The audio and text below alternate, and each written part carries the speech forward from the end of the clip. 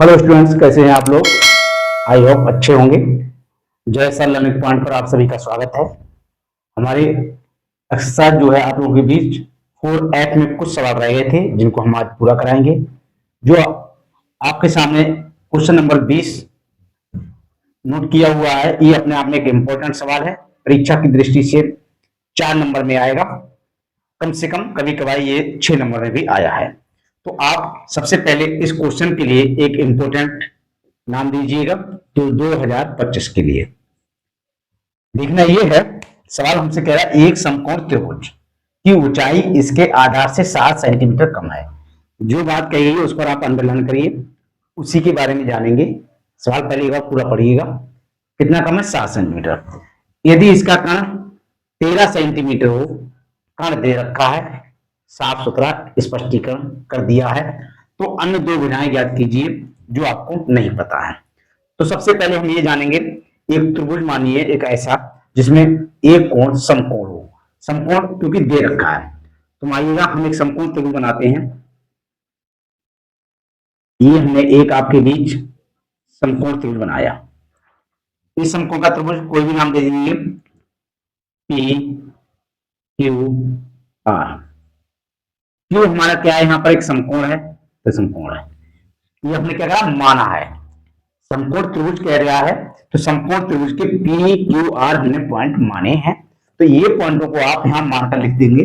हल में दर्शाएंगे इसके लिए। हल माना त्रिभुज पी क्यू आर समकोण त्रिभुज है। इसका नाम आपने पी क्यू आर रखा है, इसलिए समकोण दिया है, माना है, इसलिए इसके लिए माना टाइप लिखते हैं।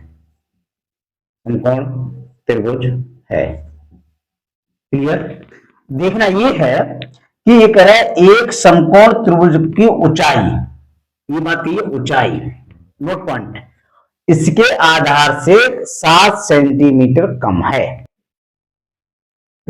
आधार से 7 कम है, तो हमको इसमें ये देखना जरूरी है कि आधार से 7 कम है, इसका मतलब हमको आधार तो पहले पता हो कि आधार है क्या। तो जिस बात को कही जाती है उसी को हम पकड़ते हैं। तो मैंने क्या लिखा? माना, पुनः लिख सकते हैं, पुनः माना। ठीक है, इसमें यही लिख सकते हैं, पुनः माना आधार। त्रिभुज का जो आधार है, त्रिभुज का आधार, त्रिभुज कौन सा? समकोण। आधार वो कितना हमारे पास? x सेंटीमीटर है। एक बार मैं इस बात को फिर आपकी दोहराता हूं। एक समकोण त्रिभुज की ऊंचाई, ऊंचाई को आप गोला करिए, इसके आधार से 7 कम है। किसके आधार से? आधार पता ही नहीं है, तो आधार कितना पता हो गया? x पता हो गया। तो इसका मतलब जो ऊंचाई होगी वो आधार से कितनी कम है? 7। तो आधार कितना? x, ऊंचाई कितनी हो गई? x minus 7। कम का है तो कम के लिए माइनस आ गया। यही कहता आधार से 7 अधिक है, तो आप समझ जाते कि यह प्लस की बात हो रही है। तो आधार हो गया, ऊंचाई कितनी का गया? ऊंचाई लिखिए आप। ठीक है, ऊंचाई, ऊंचाई कितनी होगी फिर समझिए आप। आधार से 7 कम, मैं भाषण लिखवाता हूं, आधार लिखिए से और 7 कम लिखो। कभी कंफ्यूज होने की जरूरत नहीं है। आधार कितना है आपके पास? देखो x, x कम के लिए 7 आ गया, ये सेंटीमीटर आ गया। अब हमको दो भुजा कह रहा है, कर दे रहा है, कर दे रखा है, कर भी लिख लीजिए आप। कर कितना? कर 13 सेंटीमीटर। किसी भी त्रिभुज के अंदर यदि तीनों भुजाएं पता हो तो कंडीशन वाला सूत्र लगाएंगे, डेट सॉल्व, उसका आंसर हो जाएगा। तो इसमें आप क्या होगा? आइए आपके सामने, आधा कितना हो गया? x सेंटीमीटर, यहां दर्शा दीजिए। ठीक है, आधा, ठीक है, आधा x माना। ऊंचाई कितनी हो गई? x minus 7 centimetre, x minus 7 centimetre. कण आपको ऑलरेडी दे रखा है 13 सेंटीमीटर। अब ये त्रिभुज कौन सा है हमारा? समकोण त्रिभुज। समकोण त्रिभुज में जब तीनों भुजाएं दी होंगी, भुजाएं निकालना है, तो आप क्या लगाएंगे? पाइथागोरस थ्योरम का प्रयोग करेंगे, जो कक्षा 8 में आप पढ़ चुके हैं, 7 में आप पढ़ चुके हैं, 9 में आप पढ़ चुके हैं, 10 में आप पढ़ रहे हैं। ठीक है, यहां यूज करेंगे आप पाइथा, ठीक है, गोरस थ्योरम, फिर में से त्रिभुज पी क्यू आर में क्या होता है अच्छी तरह जानते हैं। कर्ण का स्क्वायर लिखिए आप बराबर लंब का स्क्वायर प्लस आधार का स्क्वायर। ये आपने सूत्र होता है पाइथागोरस प्रमेय का। कर्ण कितना है, कर्ण की वैल्यू लगाइए आप 13 का स्क्वायर। लंब कितना है आपके पास, लंब यहाँ किसका काम कर रहा है, ऊंचाई का काम कर रहा है। लंब किसका काम कर रहा है, ऊंचाई का काम कर रहा है। तो जो ऊंचाई है वो हमारे पास क्या है, लंब है, यहाँ लिख सकते हैं। ठीक है, तो लंब कितना है हमारे पास, x माइनस 7 का होल स्क्वायर है। आधार कितना है, x है, एक्स स्क्वायर। ठीक, इसको यानी 13 का वर्ग कितना है 169 बराबर x का a square plus B square, 7 का स्क्वायर कितना 49 माइनस 2ab, माइनस से लगाएंगे 2ab 7 दूनी 14x प्लस एक्स स्क्वायर। ठीक है, आगे देखिए इधर एक्स स्क्वायर ये रहा, ये नोट कर लिया हमने। ठीक है, माइनस 14x ये है, ये लिख लिया पहले। एक्स स्क्वायर एक दिए, दो एक्स स्क्वायर लिख लीजिए आप, सबसे बेस्ट तरीका। ठीक है, एक्स स्क्वायर ये, एक्स स्क्वायर ये, 2x स्क्वायर हो गया, माइनस के 14x हो गया, प्लस के 49 हो गया। ठीक है, ये इधर वैल्यू का आइए, ध्यान दीजिएगा पॉजिटिव है, उधर जाएगी तो क्या जाएगी माइनस की हो जाएगी। 169 इक्वल टू कितना जाएगा 0। 2x स्क्वायर ये लिखा दीजिए आप, माइनस के 14x ये लिखा दीजिए, इसमें से आप घटाइए माइनस, माइनस को लगा लिया हमने क्योंकि माइनस के 169 ज्यादा है, इसलिए चिन्ह हमारे पास माइनस का आएगा। 9 में से 9 गया 0। ठीक है, 6 में से 4 गया 2। ठीक है, और ये कितना बच गया 1, 120 बराबर हमारे पास हो गया 0। आपको नजर आ गया पूरे में से 2 कॉमन ना है। ठीक है, 2 कॉमन ले लीजिए, 2 एक्स स्क्वायर माइनस 7x 2 7 14 और 2 6 12 बराबर 0। X square minus 7x minus 60 बराबर 0 बटे कितना हो जाएगा, ये 2 आ जाएगा बराबर हो जाएगा 0। क्लियर, इसका हो जाएगा x square minus 7x minus 60 बराबर हो जाएगा 0। इसको आप तोड़िएगा इधर, यहां देखिए अब इसमें हम ग्रहण करते हैं 60 के ऐसे ग्रहण करना है, ऐसे 2 भागों में भाग विभाजित करना है जिनका गुणा करने पर 60 प्राप्त हो और घटाने पर हमको 60 प्राप्त हो। तो आप कहोगे 12 पंजे 60। ठीक है, 12 पंजे 60 तोड़ लीजिए। चलिए एक्स स्क्वायर माइनस से ब्रैकेट का प्रयोग करेंगे, 12x घटाना है चिन्ह, माइनस के 5x माइनस के 60 बराबर 0। आइएगा इधर समझाते हैं, समझने की कोशिश करें। एक्स स्क्वायर ये रहा हमारे पास, माइनस में गुणा कर देंगे, माइनस के 12x माइनस माइनस कितना होगा प्लस के 5x माइनस के 60 बराबर हो जाएगा 0। अब क्या करना है आपको लिए, इसमें से आपको कॉमन लेना है, तो x कॉमन लेंगे तो x माइनस 12, इसमें से प्लस का 5 कॉमन आएगा तो x 5 एकम 5 और 5 दूनी 10 12। पूरे में से क्या कॉमन है, x माइनस 12 कॉमन है। ये गुणनखंड हम आपको बहुत अच्छी तरह से करा चुके हैं। और यहां से क्या बचेगा x इधर प्लस का 5 बराबर हो जाएगा 0। ठीक है, देखना ये है, ये x प्लस 5 है, इन दोनों को आप हल करिएगा। अगर हम x माइनस 12 को हल करते हैं तो 0, x बराबर कितना आ गया 12। इसको हल करते हैं x प्लस 5 बराबर 0, ये आएगा x बराबर माइनस 5। ये लिख देंगे ऋणात्मक वैल्यू है, इसे हम छोड़ देंगे छोड़ने पर, या कह सकते हैं ऊंचाई हमारी माइनस में नहीं होती है। ठीक है, ऋणात्मक लिख देंगे हम, ऋणात्मक है, इसको हम छोड़ देंगे, इसलिए ये मान में नहीं है, ये भी आप कह सकते हैं क्योंकि दूरी कभी ऋणात्मक नहीं हो सकती। ठीक है, दूरी हमेशा पॉजिटिव होती है, इसीलिए हाँ कोई सवाल हल कर रहे हैं तो जो आ रहा है आंसर हम वही रखेंगे, बट यहाँ एक द्विघात समीकरण मिली, यहाँ 2 मूल मिले, एक पॉजिटिव और एक नेगेटिव, तो नेगेटिव को हम क्या कह देंगे माने नहीं है पॉजिटिव। ये एक्स बराबर ये निकल के आया हमारे पास। ओके, तो अब देखना ये है, हमसे पूछा क्या है, अन्य 2 भुजाएं ज्ञात कीजिए।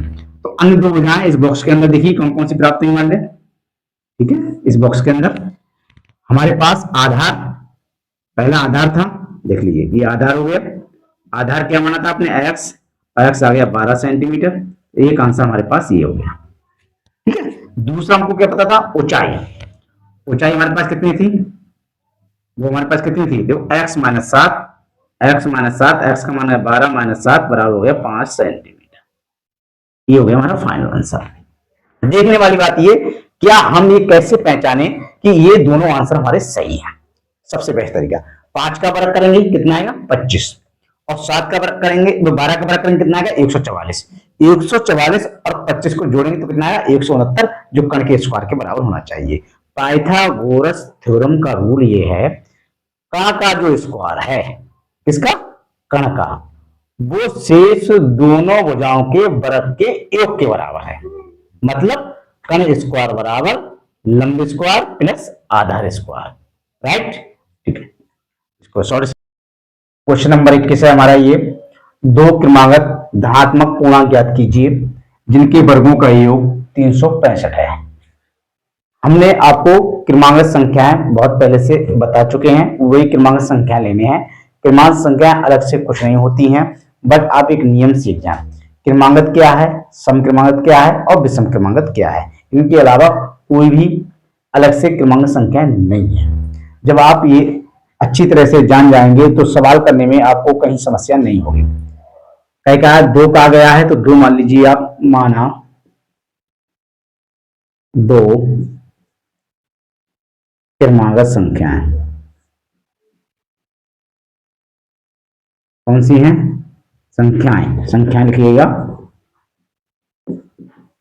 वो हमारे पास पहली x है, दूसरी हमारे पास x प्लस 1 है। सर आप बार बार यही क्यों मानते हैं? आप a प्लस बी भी, a प्लस 1 भी मान सकते हैं, क्योंकि ऐसी संख्याएं मानी जाती हैं अगर हम कोई वैल्यू रखें और वो वैल्यू रखने पर यदि पहली 10 हो तो अगली 11 होगी स्वतः प्राप्त। ठीक है, क्या कहा है, दो क्रमांक संख्याएं जो हमने मान ली। प्रश्नानुसार क्या कह रहा है, जिनके वर्गों का योग, ध्यान दीजिएगा प्रश्नानुसार क्यों लिख रहे हैं, जो प्रश्न कह रहा है वो हम काम करेंगे। जिनके वर्गों का योग, पहले वर्ग करिए फिर उनका योग करिए। ये हमने एक वर्ग कर दिया पहली संख्या का, दूसरी का हमने ये वर्ग कर दिया, अब कह रहे हैं वर्गों का योग, योग का चिन्ह ये आ गया। जो दो संख्याएं दी हैं क्रमागत धनात्मक, उनका जो वर्गों का योग है वो हमारे पास दे रखा है 365 है। It is clear? ओके, अब आगे बढ़े। एक्स स्क्वायर ये रहा प्लस ए प्लस बी का होल स्क्वायर खोलिए आप, देखिए A square plus B square plus 2ab, 2 एकम 2 आ जाएगा तो खाली 2x ही रहेगा, बराबर 365। एक्स स्क्वायर ये है, एक्स स्क्वायर ये है, इनको जोड़ लीजिएगा। एक्स स्क्वायर कितना हो गया, 2x स्क्वायर हो गया, 1 का स्क्वायर बन रहता है, प्लस 2x ये रहा, बराबर हो गया 365। देखना ये है एक्स स्क्वायर 2x स्क्वायर ये रहा, प्लस का 2x ये रहा, बराबर 365 ये रहा, जिसके साथ x नहीं वो उधर ले जा रहे हैं, माइनस का 1। इधर से 2 कॉमन नजर आ रहा है तो 2 कॉमन नजर ले लीजिए, एक्स स्क्वायर प्लस एक्स, 365 में से 1 चला गया, 364 मिल गया। 2 से आप काट सकते हैं डायरेक्ट, 2 एकम 2, इस तरह से काट सकते हैं। कितना बचा, 2 एकम 2, ठीक है, 2 अट्ठे 16 और 2 दूनी 4। एक्स स्क्वायर प्लस एक्स बराबर 182। एक्स स्क्वायर हमारे पास ये रहा प्लस एक्स ये रहा, इधर आएगा माइनस का 182 हो गया, बराबर हो गया 0। ये हमको एक द्विघात समीकरण प्राप्त हो गई। क्या हुई, द्विघात समीकरण प्राप्त हो गई। इस द्विघात समीकरण को आप हल करेंगे, 182 की आप इस तरह से फैक्टर करिए, 182 लिखेंगे हम, ठीक है। इस तरह से आपको तोड़ना है कि घटाने पर 1 लाना है, श्योर आएंगे, 100% आएंगे। पहले काटिए 2 से, 2 ने 18, 2 एकम 2, ठीक है। अब किससे कटेंगे, ये 7 से भी कट सकता है ना, 7 काट दीजिए 7 से, कितना 7 एकम 7 और 7 तिया 31। अब नहीं कर सकता, 13 एक अपने आप में विषम संख्या है और साथ में एक अभाज्य भी संख्या है। इनकी आप गुणा करेंगे कितना हो जाएगा, इन गुणा करेंगे कितना होगा, 14 हो गया, और 14 गुणा 13 कितना होता है, 182 होता है। मतलब सीधा है कि यदि हम 14 की गुणा 13 में करते हैं तो हमारे पास 182 प्राप्त होता है। यदि हम 14 में से 13 घटाते हैं तो हमको 1 प्राप्त होता है। चूंकि सवाल हमारा कायम में x में है, इसलिए हम प्रत्येक अंक में x से गुणा कर देंगे। कितना कर देंगे, 14x माइनस के 13x बराबर कितना हो जाएगा, 1x, ठीक है, गुणा कर दिया। वही हमको यहाँ लिखना है। लिखिएगा एक्स स्क्वायर अपनी जगह पर प्लस 14x माइनस का 13x माइनस का 182 बराबर 0। इधर देखें बाबा, इसमें क्या कॉमन है, कॉमन लेना हमने बहुत अच्छी तरह सिखाया आपको। इसमें सिर्फ x कॉमन है तो आप x कॉमन ले लेंगे। जब x कॉमन लेंगे कितना बचेगा, x प्लस 14। ठीक है, चिन्ह आगे का आएगा माइनस का है, चिन्ह का ही विशेष ध्यान रखना है। बच्चे हमेशा गलती जो करते हैं वो चिन्हों को लेकर ही करते हैं। 13 कॉमन है, बिल्कुल है। कैसे पहचान किया, अरे अभी तो आपने देखो 13 की गुणा 11 14 में कही तभी तो 182 आ रहा है। तो 13 कॉमन ले रहे हैं, कितना बच रहा है ऑलरेडी, देखो ये 13 कॉमन ले रहे हैं तो कितना बच रहा है, 14 बच रहा है। और वही 14 यहाँ बचना चाहिए, ये वाला, यहाँ x प्लस 14 बराबर 0। ठीक है, माइनस भी कॉमन ले लिया तो माइनस माइनस क्या हो गया, प्लस हो गया। एक बार इस पर आप प्रकाश डालिए, यदि माइनस से गुणा करिएगा तो माइनस का 13x माइनस का 13x है, और इस पे आप डालेंगे प्लस माइनस, माइनस कितना होगा, माइनस हो जाएगा, और 13 गुणा 14 करेंगे कितना है, 182 आ जाएगा। ठीक है, पूरे सवाल में क्या कॉमन है, x प्लस हमारे पास 14 कॉमन है, ये एक ब्रैकेट लिख लिया। अगली ब्रैकेट में यहां से क्या प्राप्त हुआ, x, नेक्स्ट ब्रैकेट से क्या प्राप्त हुआ, माइनस के 13 बराबर 0। एक ब्रैकेट को हल करिए आप, x प्लस 14 को हल करते हैं आप, तो इसको x बराबर कितना जाएगा, माइनस का 14। सर ये तो मान ऋणात्मक है, तो आप लिख सकते हो क्रमांक संख्याएं क्या ऋणात्मक हो सकती हैं, बिल्कुल हो सकती हैं, लेकिन आप क्रमागत में तो दूसरी जो है वो माइनस की 13 होगी, जो एक क्रम बिगड़ जाएगा वो ऋणात्मक में चला जाएगा, इसीलिए आप छोड़ देंगे। ठीक है, ऋणात्मक है, ऋणात्मक चिन्ह को छोड़ने पर या ऋणात्मक वैल्यू को छोड़ने पर। ठीक है, अगली मिलेगी x माइनस 13 बराबर 0 और x बराबर कितना जाएगा, 13। आइए इस पर हम थोड़ा चर्चा करते हैं। अगर हम 13 रखेंगे तो अगली संख्या में कौन सी मिलेगी, 14 मिलेगी। लेकिन यदि हम माइनस 14 रखते हैं तो ये हमें क्रमागत नहीं मिलेगी, इसका क्रम उल्टा हो जाएगा। जबकि क्रम ये कहता है कि अगर एक के बाद जो क्रमागत संख्या है कौन सी आना चाहिए, 2 आना चाहिए। तो अगर हमारे पास 13 आई तो अगली कौन सा आना चाहिए, 14 आना चाहिए। इसीलिए हम ऋणात्मक संख्या हमेशा छोड़ देते हैं। ये x बराबर 13 आ गया, ये संख्या हमारी कैसी हुई, वैलिड हो गई। क्या कहा गया, दो क्रमांक संख्या, पहली क्रमांक संख्या कौन सी होगी आपके पास, पहली क्रमांक संख्या जो हुई वो ही हमारे पास x बोले तो x, और x का मान कितना, 13 सेंटीमीटर। सेंटीमीटर में आंसर है, इसमें दिया है पूर्णांक दिया, खाली 13 बोला है, 13 भी क्रमांक पूछा है ना, इसको आपको नहीं करना है ये।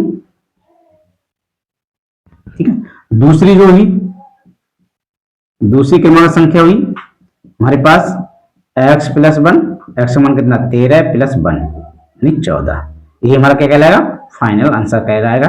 दो क्रमांक जो संख्या थी वो पहली 13 हो गई और दूसरी 14 हो गई। क्वेश्चन नंबर 22 है, परीक्षा में ये अनेक बार पूछा गया है और अक्सर बच्चे गलती करते आए हैं। आपको बिल्कुल गलती नहीं करना है। क्यों, हम लोग आप लोगों के ट्यूटर के माध्यम से ये फोकस डालना चाहते हैं या प्रकाश डालना चाहते हैं या समझाना चाहते हैं कि आप गलती ना करें। क्या कहा गया, समीकरण 2x² प्लस 5x प्लस 3 बराबर 0 के मूल होंगे।